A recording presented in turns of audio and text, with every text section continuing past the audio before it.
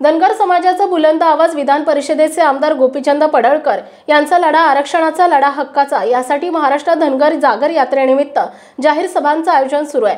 माळशिरस तालुक्यातील सकल धनगर समाज बांधव यांच्या वतीने अकलूज विजयवाडी रोड गोसावी बुवा मंदिरा शेजारी विझोरी तालुका माळशिरस येथे आज सोमवार दिनांक 16 ऑक्टोबर 2023 रोजी जाहीर सभेचे आयोजन करण्यात आले होते। धनगर समाज बांधवांचा अनुसूचित जाती जमातीमध्ये समावेश व्हावा यासाठी धनगर समाजाच्या आरक्षणाचं घोंगड राज्य आणि केंद्र सरकारने भिजत ठेवलंय। अनेक वेळा धनगर समाज बांधवांकडून मेळावे, मोर्चे, आंदोलने, उपोषणे झालेली आहेत। कोणत्याही पक्षाचे सरकार असले तरी आरक्षणाचा प्रश्न निकालात निघत नाही। याच पार्श्वभूमीवर विधान परिषदेचे आमदार गोपीचंद पडळकर यांनी संपूर्ण महाराष्ट्रभर लढा आरक्षणाचा लढा हक्काचा यासाठी धनगर जागर यात्रेचे आयोजन केले जात आहे। बघा नेमकं जनसत्ता मराठी न्यूजवर आमदार गोपीचंद पडळकर बोलताना काय म्हणाले ते।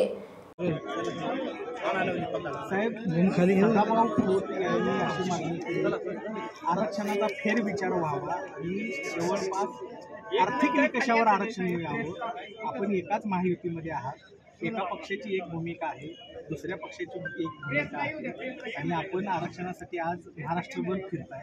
नक्की काय फेर मांडणी झाली पाहिजे की आरक्षण? बघा, सदाभाऊंनी काही मागणी केलेली आहे, आता मला तुमच्याकडून समजते। भाऊ माझे मित्र आहेत, मी त्यांच्याशी बोलूनही घेतो आणि त्यांनी जी काय मागणी केलेली आहे ती मी नीटपणे समजून घेतो। आमची जी मागणी आहे ती अंमलबजावणीची मागणी आहे। नवीन आम्ही आरक्षण मागत नाही। धनगरांचं आरक्षण हे संविधानानं दिलेलं आरक्षण आहे, परंतु त्याची अंमलबजावणी केली गेली नाही। आम्ही नव्यानं धनगरांना आरक्षण मागत नाही आणि त्याची अंमलबजावणी व्हावी यासाठी मी राज्यभर धनगर जागर यात्रेचं नियोजन केलेलं आहे। असा प्रतिसाद आता तुम्ही बघताय ना, एवढ्या उन्हामध्ये इतक्या मोठ्या संख्येनं लोक येत आहेत। मी महाराष्ट्रामध्ये विदर्भ, खानदेश आणि मराठवाडा हे करून आलो। आज पश्चिम महाराष्ट्रामध्ये 4 सभा आहेत आणि उद्या कोकणामध्ये सभा आहेत। या पहिल्या टप्प्यामध्ये मी 21 सभा घेतले आणि 22 तारखेला आरेवाडीच्या बनामध्ये धनगर आरक्षणाच्या बाबतीमध्ये मोठा दसरा मेळावा आयोजित केलेला आहे। हा पहिला टप्पा पूर्ण झाल्यानंतर परत दुसरा टप्पा मी जाहीर करेन।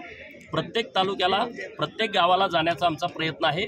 जास्तीत जास्त लोकांत जाणं, त्याच्यामध्ये जागृती करणं, धनगरांना धनगरी ताकदीची जाणीव करून देणं यासाठी ही जागर यात्रा मी आयोजित केलेली आहे। आपल्यावर हल्ला झालाय असं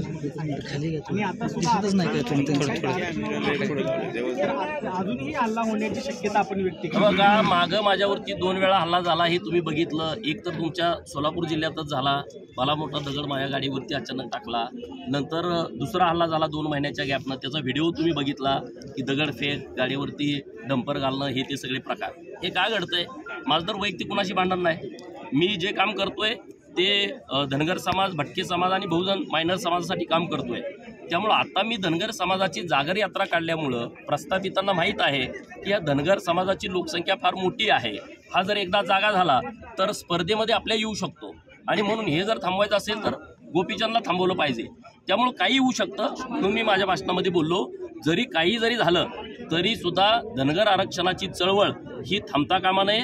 जोपर्यंत धनगरांना एसटीचा दाखला मिळत नाही तोपर्यंत कुणी शांत झोप घेता कामा नये असं आवाहन मी या सभेतून लोकांना केलंय। IPS अधिकारी मीरा बोरवणकर यांनी गंभीर आरोप केलेला आहे की एका हाताने पोलीस पालकमंत्री असताना पोलिसांची जमीन ही एका बिल्डरला द्यावी, यावर फार मोठा।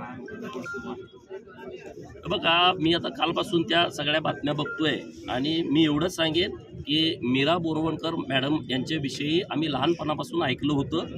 ते एक डॅशिंग व्यक्तिमत्व आहे। त्यांनी IPS पदाला शोभेल असं त्यांनी काम केलं आहे। कारण त्या सातारा जिल्ह्यामध्ये आम्ही लहान असताना SP होत्या, तेव्हा आम्हाला लहान असताना जुनी लोक त्यांच्याविषयीच्या काही गोष्टी सांगायचे, तर त्यांच्याविषयी आम्हाला प्रचंड आदर आहे आणि लोकांच्यामध्ये सुद्धा मीरा बोरवणकर मॅडम यांचं खूप चांगलं नाव आहे। आता त्यांनी काय पुस्तक लिहिलंय, त्या पुस्तकात काय लिहिलंय हे मी काही स्वतः वाचलेलं नाही। आरक्षणाची मागणी जर आपली पूर्ण झाली नाही तर यापुढची राजकीय भूमिका काय असणार? बघा, आरक्षणाची मागणी पूर्णच होईल अशी परिस्थिती आता निर्माण झाली आहे। कारण कोर्टानं 8 डिसेंबर, 11 डिसेंबर आणि 15 डिसेंबर या 3 तारखा धनगर आरक्षणाच्या अंतिम सुनावणीसाठी ठेवलेल्या आहेत। कोर्टामध्ये जवळपास 170 पुरावे धनगर समाजाच्या बाजूनं माननीय मधु शिंदे साहेबांच्या नेतृत्वात जी टीम आमची पुण्यश्लोक अहिल्यादेवी प्रबोधिनी मंच काम करते यांनी तिथं दाखल केलेले आहेत।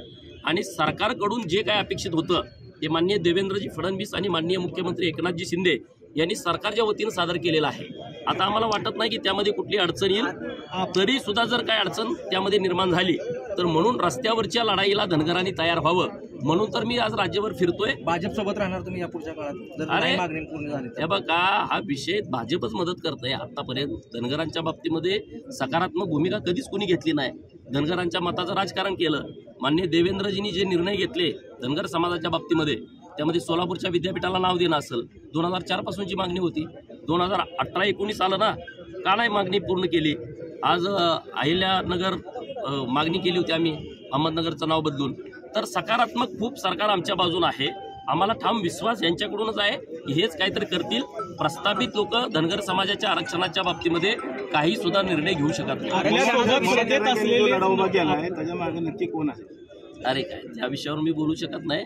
पण महाराष्ट्रातील गरीब मराठा समाजाला आरक्षण मिळालं पाहिजे ही महाराष्ट्रातल्या मराठा समाजाची भावना आहे. त्या भावनेला आमचा पाठिंबा आहे आणि सरकारच्या वतीनं सुद्धा स्पष्ट सांगितलंय. माननीय एकनाथजी शिंदे साहेबांनी, देवेंद्र फडणवीस साहेबांनी महाराष्ट्रातील गरीब मराठा समाजाला आरक्षण देण्याच्या बाबतीमध्ये सरकार फुल पॉझिटिव्ह आहे, सकारात्मक प्रयत्न करत आहे आणि ते ओबीसीच्या आरक्षणाला कुठलाही धक्का न लावता जसं मागं मराठा समाजाला आरक्षण दिलं होतं वेगळं, तसं आरक्षण देण्यासाठी सरकार प्रयत्नशील आहे. आपल्यासोबत सत्तेत असलेले नरहरी झिरवळ म्हणतायत की आदिवासीच्या आरक्षणामध्ये कोणालाही येऊ देणार नाही. हे बघा, हा विषय नीट समजून घेतला पाहिजे. आदिवासी जमातीचं आणि धनगरांचं भांडण नाही आहे. धनगर समाजाचं आणि आदिवासीचं कुठलंही भांडण नाही. धनगर आणि धनगराचं भांडण होतं. ते भांडण 2019ला देवेंद्र फडणवीसांनी मिटवलं. आम्ही तेव्हा मागणी केली होती की धनगरांची आमची बैठक मंत्रालयात लावा, त्यांना बोलवून आणा. ते सरकार म्हटलं की ते लाजरं बुजुराय जंगलात राहत आहे. आम्ही म्हटली पोलिसांना पाठवा, त्यांना घेऊन या आणि त्यांच्याबरोबर बैठक लावा. आदिवासीचं आमचं भांडण नाही. आणि तेव्हा त्यांनी ॲफिडेविटवर दिलं, शपथपत्रावरती दिलं, धनगर राज्यात अस्तित्वात नाही, आहे तो धनगर आहे. आता मला आदिवासी जमातीच्या लोकांना हे सांगायचं आहे आणि तुम्ही हा विषय खूप सिरियसली घेतला पाहिजे. 1,05,00,000 आदिवासी 2011च्या जनगणनेनुसार या महाराष्ट्रात आहेत. पैकी फक्त 5 लाख लोकांना एसटीचा दाखला मिळाला आहे असं माझं मत आहे. आणि त्यामुळं 1 कोटी लोकांना दाखलाच मिळाला नाही. 10% लोक हे आरक्षण आदिवासी जमातीचं खात आहेत. 47 जमाती या राज्यामध्ये आहेत. पैकी 45 जमाती अस्तित्वात आहेत. त्यातल्या 33 जमाती अन्यायग्रस्त आहेत. धनगर तर आहेत, अन्य 33 जमाती आहेत की ज्यांना अजून तुम्ही दाखलाच दिला नाही. 10% लोक आता बितरलेत आणि म्हणून मी त्या 90% लोकांनाही आपल्या माध्यमातून आश्वस्त करतो. मी धनगर जागर यात्रा झाल्याच्या नंतर महाराष्ट्रातल्या अन्यायग्रस्त आदिवासी 33 जमातींच्यासाठी त्यांना एसटीचा दाखला मिळवून देण्यासाठी मी अभियान करतोय. त्यामुळे जी लोक धनगरांच्या आरक्षणाच्या विरोधात बोलतायत ती फक्त 10% लोक आहेत, ज्यांनी 90% लोकांच्या आमदारकी खाल्ल्या, खासदारकी खाल्ल्या, मंत्रिपदं खाल्ली, शिक्षणातलं, नोकरीतलं आरक्षण खाल्लं, केंद्र सरकार आणि राज्य सरकारचा निधी खाल्लाय. आणि हा फार मोठा अन्याय या राज्यातल्या आदिवासींच्या वरती आहे. यात कधी कुणी सरकारनं लक्ष घातलं नाही. यामध्ये कधी कुठल्या लोकप्रतिनिधी बाजू मांडली नाही. मी पहिला आमदार आहे की या सगळ्या 33 आदिवासींची भूमिका मी पहिल्यांदा नागपूर अधिवेशनामध्ये मांडली आणि आता या अधिवेशनामध्ये सुद्धा ही भूमिका मी तीव्रपणे सरकारकडे मांडणार आहे. मी धनगर समाजाची ज्या दिवशी केस आमची मिटिंग झाली सह्याद्रीला, तेव्हा मी पहिला विषय हाच मांडला की तुम्ही 33 आदिवासी जमातीचा विषय मिटवा. त्यामध्ये सगळ्यात मोठा कोळी समाज आहे. मल्हार कोळी, टोकळे कोळी, डोंगर कोळी, ज्यांना महादेव कोळी म्हटलं जातं, त्यांना तुम्ही दाखलाच दिला नाही. लाखो लोक आहेत तुमच्या पंढरपूरमध्ये. किती लोक आहेत, किती लोकांच्याकडे दाखला आहे?